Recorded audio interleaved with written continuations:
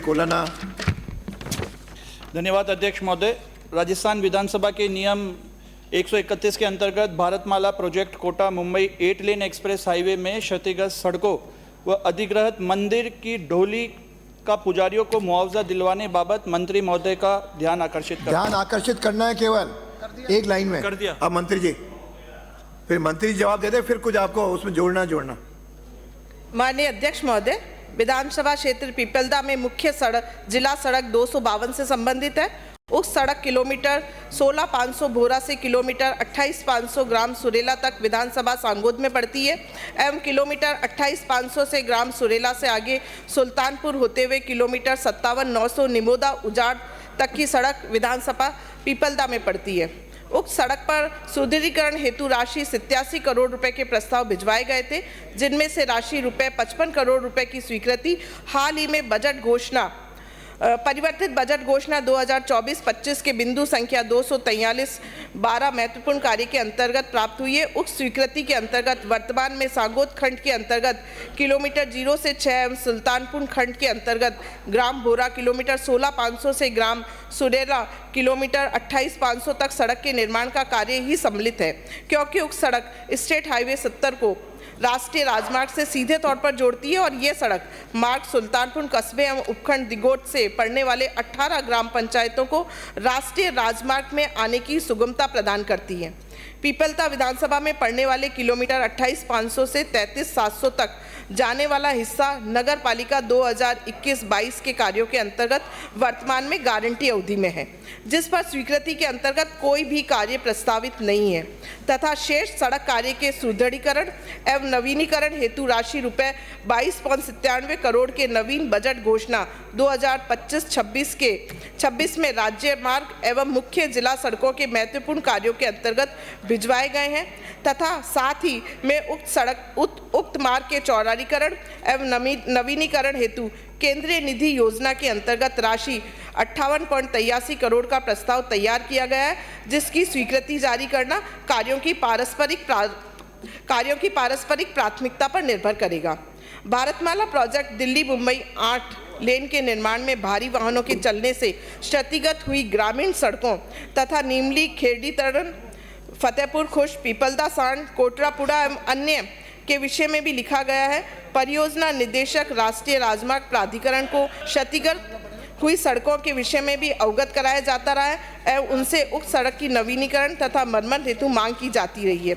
उनके द्वारा भी पतांक 37-24 दिनांक 12/8/2021 के द्वारा इस विषय में आश्वस्त किया गया था। वर्तमान तिथि तक इस विषय में उनके द्वारा कोई भी मरम्मत का कार्य नहीं किया गया तथा सार्वजनिक निर्माण विभाग द्वारा उक्त सड़कों के अति क्षतिग्रस्त हो जाने की वजह से भी इन सभी सड़कों को नॉन पेचेबल सड़कों की श्रेणी में शामिल कर लिया गया है एवं विभागीय योजनाओं में स्वीकृत करवाया जाना प्रस्तावित है। विधानसभा क्षेत्र पीपलदा से गुजरने वाले दिल्ली मुंबई एक्सप्रेसवे की भूमि अर्जन हेतु उपखंड अधिकारी दिगोत को सक्षम अधिकारी नियुक्त किया गया है। सक्षम अधिकारी दिगोत से प्राप्त सूचना के अनुसार वर्तमान में मुआवजा राशि का जो वितरण किया गया है, दिल्ली मुंबई एक्सप्रेस में जो राशि जमा कराई गई है 180.83 करोड़ रुपए और जो हमने वितरित कर दिए किसानों को 198.44 करोड़ रुपए, शेष जो राशि बची है 2.39 करोड़ रुपए। उपखंड अधिकारी दिगोत ने अवगत कराया कि शेष रहे किसानों को मुआवजा राशि प्रभावित काश्तकारों के दस्तावेज अप्राप्त होने एवं नामांतरण संबंधी कार्यवाही के कारण प्रक्रियाधीन है। सक्षम अधिकारी द्वारा शीघ्र इसका निस्तारण करवा दिया जाएगा। दिगोत तहसील में परियोजना के संकीर्ण से प्रभावित मंदिरों में कुल 18.035 हेक्टेयर भूमि अवाप्त की गई है, जिसके मुआवजे की राशि सक्षम अधिकारी दिगोत द्वारा मंदिर माफी की भूमि स्थलों के संबंध में स्वामित्व देवस्थान विभाग को होने से प्रभावित भूमि स्थलों की मुआवजा राशि 10.747 करोड़ रुपए देवस्थान विभाग उदयपुर को दिनांक 19/1/2021 एवं 1/7/2021 को जमा करा दिया गया है। कोटा जिले से निकल रहे दिल्ली मुंबई एक्सप्रेस की बाउंड्री वॉल के दोनों और संरचनाओं एवं वन को छोड़ते हुए लगभग 155 किलोमीटर में ग्रेवल रोड का निर्माण हो गया।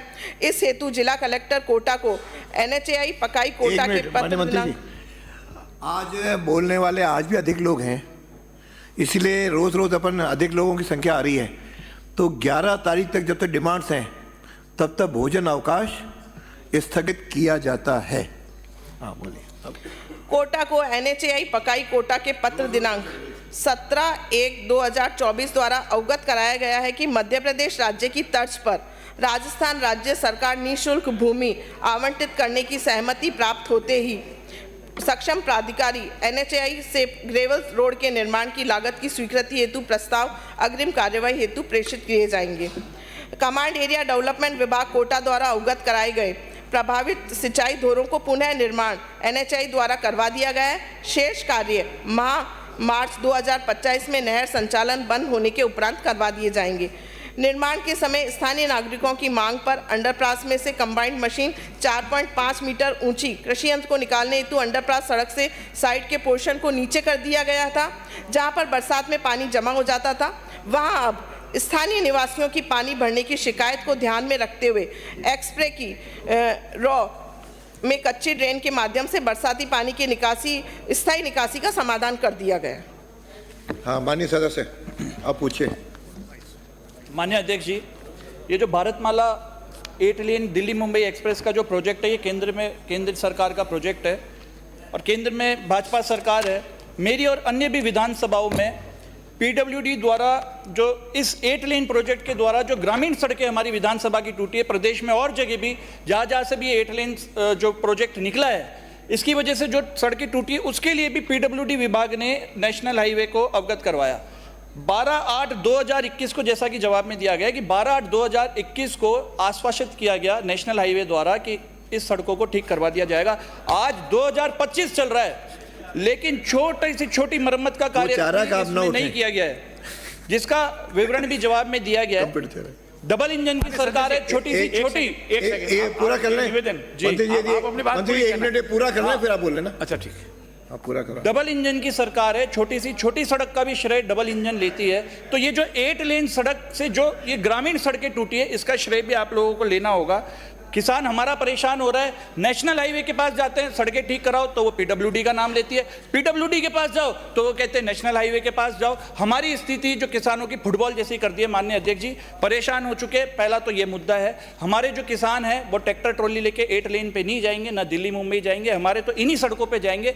तो कृपया इस पर आप ध्यान देवे, पहला ध्यान आकर्षित हो गया। दूसरा सब पुजारियों का है, दूसरा इस 8 लेन 1 मिनट पूरा करो जी साहब। दूसरा जो मुद्दा है वो ये है कि इस 8 लेन में जितनी भी पुजारियों की जमीनें गई है, मैं सबसे पहले तो आपका धन्यवाद करता हूं माननीय मंत्री जी कि आपने बजट में जो मानदेय बढ़ाया है पुजारियों का 3,500 से 7,500 रुपए किया है, उसके लिए मैं धन्यवाद करता हूं। पर मैं आपको ये भी बताना चाहता हूं कि हमारी विधानसभा में जो आपने जो मानदेय पुजारियों का बढ़ाया है, वो केवल और केवल जो रजिस्टर्ड मंदिर है उनके पुजारियों का मानदेय बढ़ाया है। हमारी विधानसभा में एक मंदिर भी रजिस्टर्ड नहीं है, और जो भूमि पुजारियों की गई है इस 8 लेन प्रोजेक्ट में, उनका 1 रुपया भी मुआवजा सरकार ने नहीं दिया। जब ये पुजारी जाते हैं विभाग के पास कि हमारे को मुआवजा दो, तो उनको बोला जाता है कि आप केवल इस जमीन के, आप इस मंदिर माफी की जमीन के केवल संरक्षक है, आप इसके मालिक नहीं है। तो मैं आपसे ये कहना चाहता हूं कि इन पुजारियों के जो पुरखों के समय से डोलियों को करते हुए आ रहे हैं, और ये स्थिति बन गई माननीय अध्यक्ष जी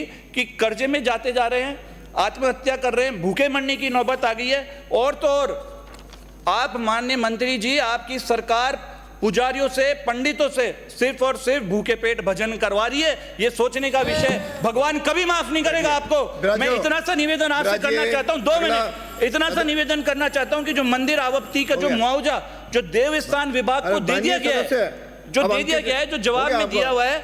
7 मिनट मैंने दे दिया, 8 मिनट बिराजो। अब आप कुछ कह रहे थे, आप अगला सदन की मेज पर रखे जाने वाले पत्र आदि आप जवाब देना, बोलिए। माननीय अध्यक्ष महोदय, जैसा कि माननीय सदस्य ने बताया, जब भी कोई सड़क सड़क की घोषणा होती है तो उसके साथ में जो है उसका बजट भी, उसका अमाउंट भी घोषित होता है। और जो कुछ सड़कें जो इसमें बताई गई है उसके अंदर 06 से 500 किलोमीटर जो 16,500 तक थी जो सड़क थी वो गारंटी अवधि के अंदर है। उसी तरह 28,500 से 33,700 की जो नगर पालिका की गारंटी अवधि के अंदर है। फिर भी कुछ जो बाकी बची गई है जो अभी कार्य चालू है और उसको प्राथमिकता के आधार पर लेते हुए जो है अभी कार्य चल रहा है और उसको कार्य को चूंकि बजट घोषणा में किया गया है तो निश्चित रूप से जो है इसको जो है प्राथमिकता के आधार पर करवाया जाएगा। और जहां तक पुजारियों की भूमि के पुजारियों को मुआवजा की बात है तो जो स्थापित विधि चली आ रही है शुरू से लेकर अभी तक कि पुजारियों को सिर्फ अपने वहां के मंदिरों का संरक्षक घोषित किया गया और आज तक जो मुआवजा दिया गया है वो सिर्फ देवस्थान विभाग को ही दिया गया। और इस रोड के अंदर जितनी भी भूमि आवंटित की गई थी उसके अंदर जो पुजारियों को हमने